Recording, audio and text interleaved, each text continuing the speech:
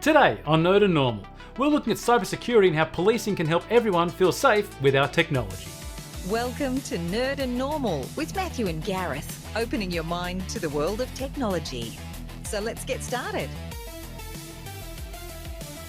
G'day, Matthew. G'day, Gareth. How are you going today? Look, I'm exceedingly well, and I think a pretty important topic today. Look, ASIO has just had a recent warning. I read a couple of stories in The Australian about the cyber threats that Australia is facing, and the various demonstrations that have occurred over our major cities, most particularly in Melbourne, and the police are needing to do work. I thought it might be an interesting topic for us to discuss the use of technology in policing and also with terrorism. Now, with that in mind, I have a very good friend. He has been in politics, not currently, but he has been in politics for many, many years. He has been the Minister for Police, and it was a ministerial position that the police really did respect because they liked him very well. He was also the Minister for Counter-Terrorism. He's been the Minister for Veterans, the Minister for Transport, the Minister for Emergency Services, and now he's taken a break and he's involved with a whole pile of engineers. It's David Elliott. David, welcome to the program. Thanks for having me, Gareth. That's all right. Do you feel tired after so many ministries?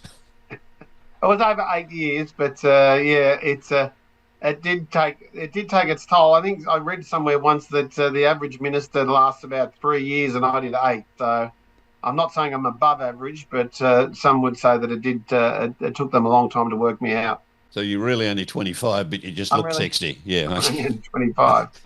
Moving right along, look, I've become a fan of a show on television called FBI, and I just love looking at the television presentation of what the FBI can and can't do, how it can track cars, how it can use facial recognition to pick up criminals, how it uses street cameras to track down a car or a person on foot, and how it uses investigations within DNA and blood, etc.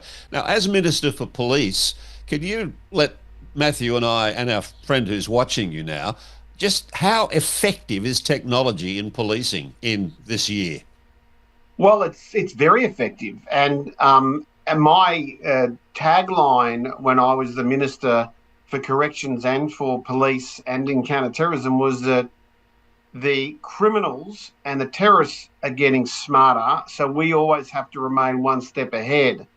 And the police have kicked a lot of goals when it comes to arresting and apprehending people that are on the wanted list because of facial recognition.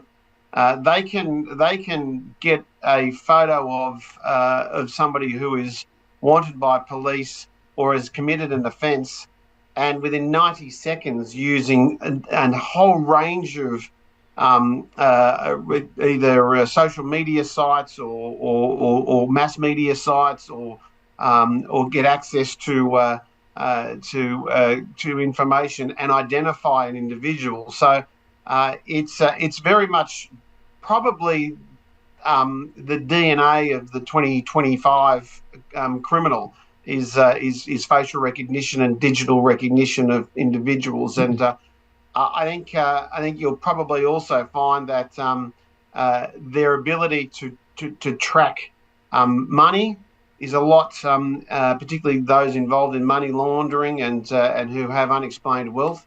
I think you find that you'll find that the technology that they've now got access to will make the life of criminals a lot harder. If you've got facial recognition, can people sort of circumvent that with wearing face masks or glasses or things? Can it sort of get past all that? They can with masks. Just sunglasses is pretty futile because there's lots of other features in a face. But if you're wearing a mask, it's difficult. I mean, there are flaws. I mean, a couple of years ago, I had a really bad accident with a barbecue, and my face was badly burnt, and I couldn't use my facial recognition to get access to my bank because or anything on my phone because my phone, my head had there was different indents in my head, and there was swelling and in my eyes and the like. So it's not a perfect science yet, but it's like anything with artificial intelligence is that there is a steep traction, and it themselves, and they perfect themselves, and they can improve. They can improve on improvement. In the 3 years that I've been looking after the engineers of New South Wales, I've seen artificial intelligence go from designing bridges that you wouldn't walk over to designing bridges that could be used for 1,000 years. So it's because it teaches itself, and it uses itself to weed out mistakes. Mm. With the police, while you were Minister for Police, there's been a lot of debate about privacy, etc. But the use of street cameras, the use of CCTV in major cities, would you be a supporter of increasing the frequency of those throughout our cities to prevent and help identify? I reluctantly say yes. London's probably a city that uses it the best. And Las Vegas as well. I mean, the FBI love the casino industry in Las Vegas because, for a reason, most, particularly kidnappers, fathers that have kidnapped their kids, for some reason, they always end up in Las Vegas. And anybody that walks into a casino in Las Vegas is identified using facial recognition, and the FBI literally drive up and down Las Vegas Boulevard and getting tipped off by casinos that a wanted person is in their facilities. And so that's a positive thing. That's a good thing. In London, unfortunately, at the moment, the current crime epidemic in London is not being managed as well, because a lot of the people that are stealing from footpaths and from pedestrians on footpaths have got helmets and face masks on, but there are a lot of offences in London that are quickly concluded with charged and convicted because they've been able to collect identity, the identity of an offender using the very, very large number of cameras that are there. Do the police ever find it hard to use the privately owned cameras for that? Well, it depends on what jurisdiction you're in. Most licensed premises, most local councils either register their CCTV with police, or if asked, happily give it over. There wouldn't be a licensed premises in New South Wales, I don't think, that wouldn't quite happily hand over CCTV footage. If they didn't, well, the police would obviously subpoena it and would more than likely get access to it. But you do find that if it's not linked up to the police system, it's certainly very much registered with the police. So if an offence occurs in my street, for example, I've got out of the 12 houses, I think 8 of them have got CCTV. So the police would probably be quite happy to come and collect that CCTV in the event that an offence occurred in my street. A question that either Matthew might be able to answer, or you also, David, but you're not necessarily technology expert in that area. The thing that I find fascinating with the FBI show that I watch, and I know it's only fiction, but nevertheless, they're able to track a car after a certain year by accessing its VIN number and then track the car. Is that a real thing? Does that happen in Australia, Matthew and or David? I've got to say, there is the ability with some cars, because they've actually got mobile phone abilities built into the car, and so the police actually can track those cars using that tracking detail that's there. It actually was used originally by Holden, that the owners could actually push a button above the rear view mirror to say they have an emergency or a breakdown. Yeah. I had that in one of the cars I owned, and it would call that car company and they'd send you a tow truck and or whatever. What about the use of drones, David? How useful have they been for policing? Well, very useful, and it's not just policing. When I was Emergency Services Minister, I rolled out significant drone capability for fire and rescue, and they used it to be able to identify vulnerable areas and safety risks at large fires, and of course they used it to be able to pattern create a pattern for bushfires and the activity in the direction of bushfires. I probably used drones the most as corrections minister because drones, or had exposure, I should say, because drones were being used by the criminals to drop a contraband into prisons, and so I rolled out they were like big stun guns. Yeah. And if you directed them at a drone that was over a prison, it would interfere with the remote control capabilities, and the drone would land. And in Western Europe, believe it or not, in Belgium and Holland, the prison system have actually trained birds of prey to attack drones when they're over prisons, and wow. They go and grab the drone and disrupt it, or bring it back to its to the headquarters, or to the officials. So obviously the military using drones to great effect at the moment. I don't know morally where I stand on it at the moment. It's pretty hard to fathom that some cardigan-wearing, biscuit-eating bureau Canberra and Washington DC is using technology to bomb villages and towns and areas in the Ukraine, war-torn. I don't know how that sits. I don't think I've got a problem with it, but there is, we're working towards armies that humans don't necessarily interact with. What kind of input would there be for? Because most of the drones are made in China and owned by DJI, which is a Chinese company. Yeah. Does that cause concern for ministers in sort of organising the purchase of those sort of things? Yeah, very much so. Very much so. It's front of mind. Some of them have been very sloppy in their decision-making process. They sort of haven't given due diligence, and I'm very uncomfortable with some of the Chinese-made technology that's been used by government. There have been obviously rules for ministers that they have to have a clean phone when they travel overseas, particularly to China and to unfriendly states. I know when I was a minister, I wasn't allowed to use my state-provided mobile phone when I was overseas. I had to get a separate one, because they didn't want to have the information that was in my phone potentially exposed. What about explosive and weapons detection? What sort of technology are you aware of that we use in our policing, be it a federal police or domestic state police?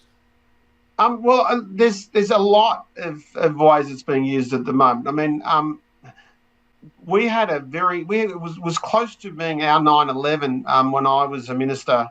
There was this case where a plane, which would have at Sydney Airport, which would have exploded, detonated over Sydney on takeoff, and it would have been devastating. Yeah.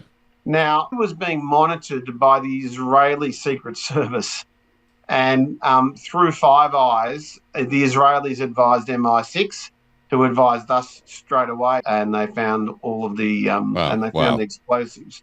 So that was obviously technology that the Israelis are using to monitor.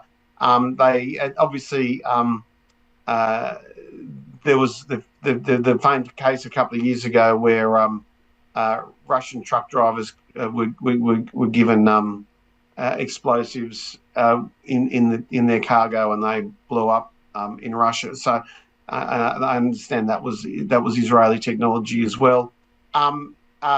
You talk about facial recognition. There's also technology being used by the police where they will monitor the shape of a person to the point where they can tell if underneath their clothes the eye wouldn't be able to identify the weight of a weapon, or an indent in their clothes where there may have been a weapon underneath a jacket, but this technology can identify that. So if you're walking through a shopping centre or through an airport or into a premises which has got that type of CCTV capability, and you think that nobody can see the fact that you've got a weapon that is underneath your clothing, well, guess what?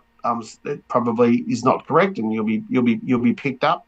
And of course you've probably seen it at airports where they'll use a wand or a swipe, and they'll be able to identify whether or not your clothes have been exposed to any number of explosive capabilities.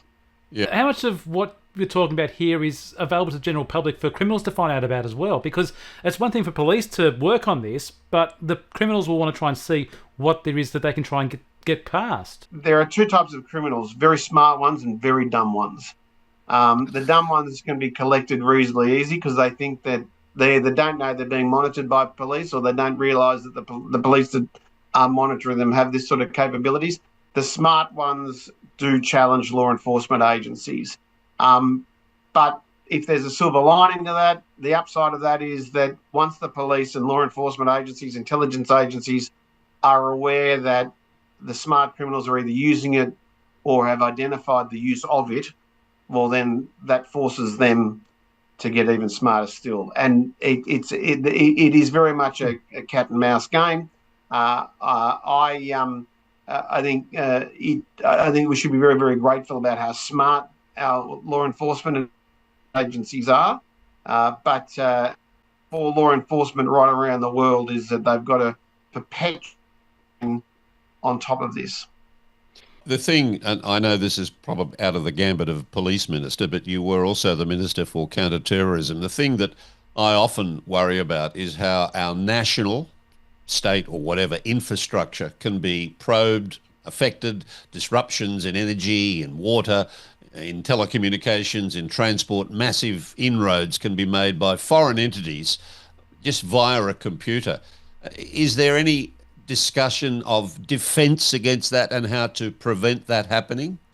Yeah, they are, and they recruit young, smart people, and they work a lot more outside of the traditional law enforcement agencies. I mean, I remember when I was counter-terrorism minister, I got briefed by one of the big four banks in Sydney on how they are approaching money laundering, unexplained wealth particularly, but also how they're responding, and they respond to the fact that every one of their clients, from a micro business to BHP, is being forced to prepare and respond to fraud every day. So the banks, the bank capabilities are even better than the police capabilities.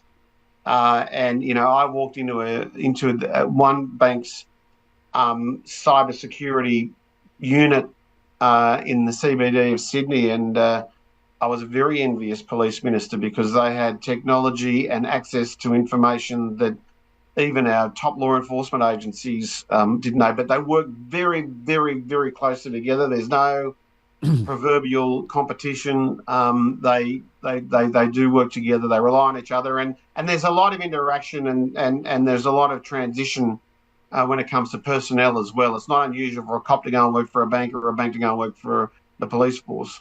Would it be more advisable as an option to probably air gap some of the situations and some of the systems away from the internet? Because these days it's all connected, which means somebody in Russia could easily access a bank system or energy system. Wouldn't it make more sense to sort of air gap that these days? I don't speak with any real prior knowledge or authority, but I can assure you that that does occur. That a lot of in defence particularly, but law enforcement, intelligence agencies, banks, they do quarantine a lot of their cybersecurity stuff. Was there any discussion within your portfolios about the dark web and surveillance of the dark web? Matthew quite often talks to me about the dark web, and I'm the normal side of this partnership, so it doesn't mean anything to me. But the dark web certainly provides an illegal marketplace for weapons, for stolen data or terror-related materials. So do the police have access to that? Can they search it? I'm actually quite fascinated with this whole concept of the dark web because anybody that thinks that they're hiding from law enforcement because they're on the dark web is very naive. because our agencies, if the criminal's onto it, you can imagine that our law enforcement agencies are on it. And the amount of times I was told something or other had been come to light via the dark web was significant. I was always being told that, we've collected this information from the dark web. Okay. So it reminds me of the bloke that, picks up a mistress and goes to the local Italian restaurant while his wife's at home and takes his girlfriend out. You're going to get caught. Yeah. Okay. So we'll let the dark web stay in the dark. How confident? As the minister, when you were, how confident are you that Australia and its defence technology experts and its police experts are up to scratch with the rest of the world? We are on par with the rest of the world, or are we lagging behind and we're looking to countries like America and Silicon Valley, etc.? Okay, that's an excellent question. And I'll put it to you this way. Considering where we land in the order of battle for world affairs, we're punching above our weight. However, thankfully, governments, and to give you further confidence, thankfully, we've always remained very, very, very close to the big sticks. And that's why we have AUKUS, that's why we have Quad, that's why we have Five Eyes. I've been to Five Eyes conferences in New York City and sat with the intelligence agencies from around the world, and I've received briefings from them about terrorist activities, about the criminal element.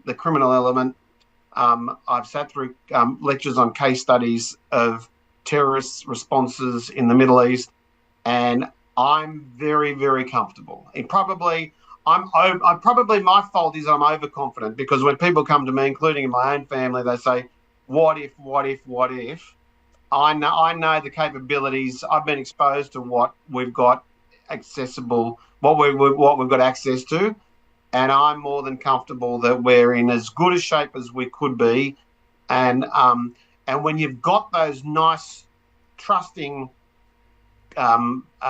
tested relationships with the United States and the Canadians and the Brits, and to a lesser extent the Kiwis, but also with Japan and South Korea and importantly and growingly India, I'm quite happy. So with that in mind, AI, you spoke about AI earlier on.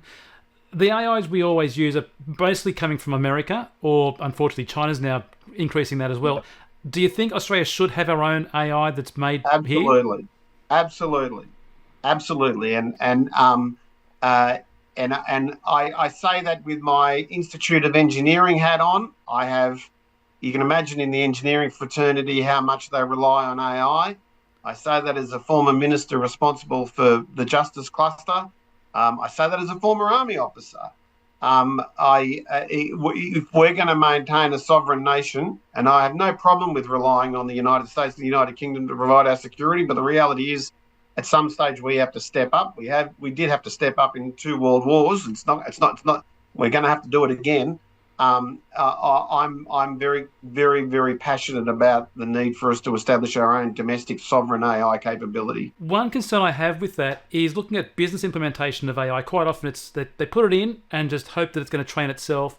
Do you think maybe they should focus on training the AIs before they implement them properly to give it some more education? It's a perpetually improving instrument. It's like, we say in engineering, we say check if they've got 6 fingers, because we put in a problem and AI will spit out a girl with 6 fingers, and so clearly AI isn't the purest aren't purist when it comes to engineering. Now that'll fix itself over the course, and it does need a human eye. And we should always have a human eye, because there's moral dilemmas that we've got to deal with when we're talking about AI. Yeah. But I think the luxury of just of waiting is probably not one that we've got access to. Just as a side note, I think next week we're talking to someone about AI and Instagrams and blah, blah, blah. And she said to me the other day, I showed her 2 photos. And I said, which one of these is AI generated and which one isn't? Because she's an expert in that area. He said, oh, that's easy. It's that one. I said, how do you know that? Well, so look at the hands. And then she explained why the hands AI can't quite yet. Maybe the 6th finger, who knows? They can't quite get that right. And she had a very thin waist. And she said, look at the waist area and the background and see how that is shrinking. And I thought, my goodness gracious me. So, okay. And no doubt AI will learn and fix the fingers and fix the background. It will. And we see it in engineering with bridges. We say to design a bridge, but that AI, won't put an off-ramp on. Well, it's no good having a bridge without an off-ramp. It's like they're free on a good day, that one. David. But I mean, the engineering fraternity in Australia is very, very smart, and they see the problems, but they also see the opportunity. Yeah. It's been very pleasurable to have you on as part of one of our very important guests today, David, and I am in awe of your background in policing and counter-terrorism, et cetera, I hope it's shone a beautiful light on the importance of technology in keeping us, as Matthew said at the start, keeping us all safe. So thank you very much for your time today. My pleasure. Thank you, Gareth. Thanks, Matthew. Thank you, David. That was informative, finding out about how technology is useful in counter-terrorism, engineering, and also policing as well. Yeah, he's a fascinating guy. He really is. And look, I know it's something that's dear to your heart, telecommunications and the various networks 3, 5, and 4. I mean, I'm not in no way, shape or form understand what I'm about to say, but let me say it anyway because I'm a normal.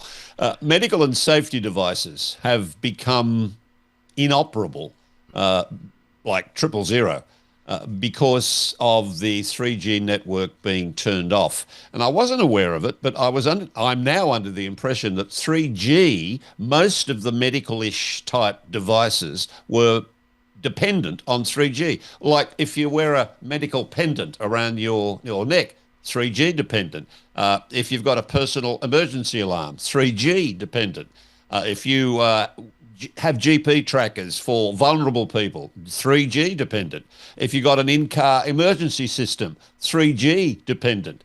So I've got to ask you, you're the nerd, what happened? Why did they turn it off? And why have they not fixed it, if they haven't already? Because I know we've had deaths because of it. So the problem is, last year, the telecommunications companies wanted to use the frequencies being used by 3G mobile phones to give more speed to the future, the 5G phone systems.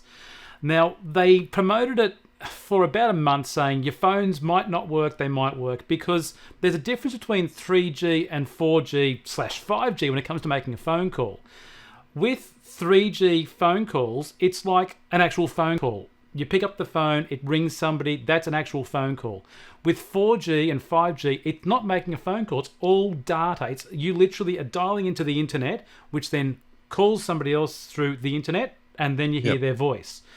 The problem is there's a lot of devices that, one, couldn't do it. So those medical systems couldn't do it at all. They had no ability to communicate over the internet. They could just make phone calls. Right. The issue that happens is that older phones, and also up until just sort of much the last 12 months, even the new modern phones, they relied on the 3G to make those emergency 000 phone calls because they want to try and get the best possible connection and the fastest connection to the 000. When they changed things and got rid of 3G, they said all the phones have to now make all the phone calls through 4G. Unfortunately, that required programs on the phones to be modified. And some phones never got done. They could make a phone call, normal phone call, over 4G, but because they were programmed, you have to use 3G to call 000 to give the person the best possible connection, it never got sorted. And there's been people doing tests all over the place since 3G got turned off, which is why finally, in the last couple of months, Samsung, Optus, Telstra, and now Vodafone TPG have said these 12 Samsung phones, they won't call 000 because they don't work on 4G to make 000 phone calls. They can make every other phone call in existence, but they can't ring 000. So they've been told these phones will stop working in 12 months. In 1 month. They stopped working a year ago. I tested about a year ago as well. My iPhone SE 2022, which at the time was 2 years old, was still valid. It was up to date. It was literally software up to date. Yep. I made it overheat deliberately because I knew that my phone had to use 000 on the 3G network to make a 000 phone call had it overheated, because it couldn't do it over 4G, trying to cool itself down because that uses data, heats it up more. I then contacted my local members and told federal members to tell them, hey, there's this issue. People will lose their lives because phones want to use 3G network, but it's just been turned off. They never responded to me. I got a canned response saying, we appreciate you contacting us. Thank you for letting us know. And that's all I ever got from them. A year later, unfortunately, a woman has lost her life because nobody cared to get a hold of somebody who said, there's this emergency situation that I've found that needs to be rectified. All they had to do was have one provider, leave their 3G network working, and it would have solved all the problems. Instead, they all shut them down. Do you remember the old OneTel company from many, many years ago that existed in Australia? Yep. They went out of business, and they were actually bought by the state government. The state government bought the OneTel network, and that network is still being used to this day by the Department of Transport. So the trains going up and down from Sydney all over the place and the buses all over the state have access to that mobile phone network owned by the state government. In New South Wales. In New South Wales. So if they can get the network going and keep it going, why the hell did the federal government not keep just one 3G network going for the use for 000 when it was raised with them? I find it offensive to a great extent that no one decided to get in touch with you when you actually sent the email indicating risk of life if this isn't fixed. No one got in touch with you other than thanks for the information. Exactly right. That really annoyed me. It got my blood boiling, especially because we record this a little bit early. So literally a week ago, news broke about the person losing their life. So there's 2 federal members in that area. I contacted both of them with the exact same email. The subject was involving 3G and loss of life. And neither of them got back to me. Are those local members part of the government, or are they part of the opposition, They or are both? part of the government. And I also contacted, at the time, the telecommunications minister. And not one of them decided to reply to find out more about what I said. But as of today, if I pick up my 5G phone and need 000, and if I dial 000 to now, the telcos have fixed their software so it will work. Is that correct? No, it's not the telcos, it's your phone itself. There is no guarantee. They've said Samsung are involved with this. There's no saying if Nokia phones, if Oppo phones, if Alcatel phones, if Sony phones are affected. They have only looked at this stage at Samsung phones. So a year later, there is still no valid, yep, it's going to work, we guarantee it. Okay. Maybe that's something we could use as a whole session to talk about. But I know what I'd like to talk about. And I know next week we're talking to a Vanessa who's involved in AI and photography. We're going to talk to her. But we should look at passwords and passkeys and security things on your computer, on your phone, on your watch, on whatever, if you've got time for us to do that. We might do that next week if we get time. If not, we'll do it in a future episode because it causes confusion with passwords, passkeys. What are they? Why are they different? Why do you need both? Or do you need them? Yeah, okay. Well, it's been a full program. I think we've covered quite a number of issues today, and you've had a rant, and there's been no bloopers. It's a whole idea. Everyone should feel safe and secure, whether you're ringing 000 or getting a hold of police to keep you safe. Have a good day. You too, Gareth. Sean